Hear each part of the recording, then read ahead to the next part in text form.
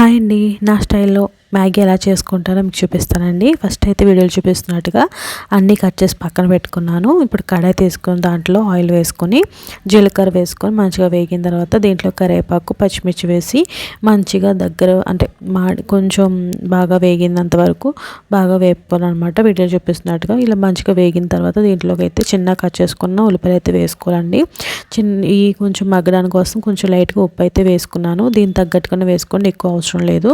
అవి కూడా మంచిగా వేగిన తర్వాత దీంట్లో టమాటా అయితే వేసాను. టమాటా కూడా కొంచెం మంచిగా మగ్గిన తర్వాత దీంట్లోకి కచ్చప్ అయితే వేసాను.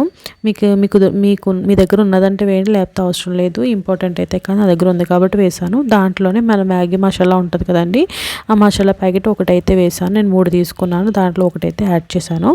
వేసుకొని మనకి ఎంత వాటర్ కావాలో చూసుకొని ఆ వాటర్ వేసి బాయిల్కి అయితే పెట్టానండి. ఇప్పుడు నేనైతే ఒక గిన్నె తీసుకొని దాంట్లో ఆయిల్ వేసుకొని 2 ఎగ్స్ అయితే ఇలాగా వీడియో చూపిస్తున్నట్టుగా పసుపు లైట్గా ఉప్పు వేసుకొని వీడియోలు చూపిస్తున్నట్టుగా మంచిగా ఇవి స్మాష్ చేసుకోవాలన్నమాట.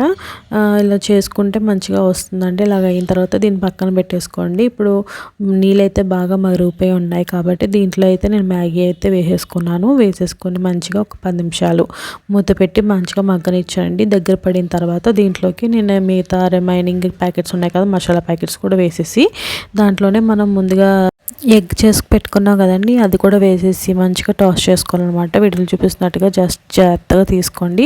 నేనైతే ఇక్కడ ఫోర్క్స్ యూస్ చేసుకొని కొంచెం కొత్తిమీర కూడా యాడ్ చేసుకొని మంచిగా కలిపేసుకున్నాను. చూసారు కదా, చాలా ఈజీగా సింపుల్గా చేసుకోవచ్చండి. ఒకసారి మీరు కూడా ట్రై చేయండి. ఎలా వచ్చిందో కామెంట్ చేయండి. అంతేనండి, వీడియో లైక్ చేయొచ్చు కదండి.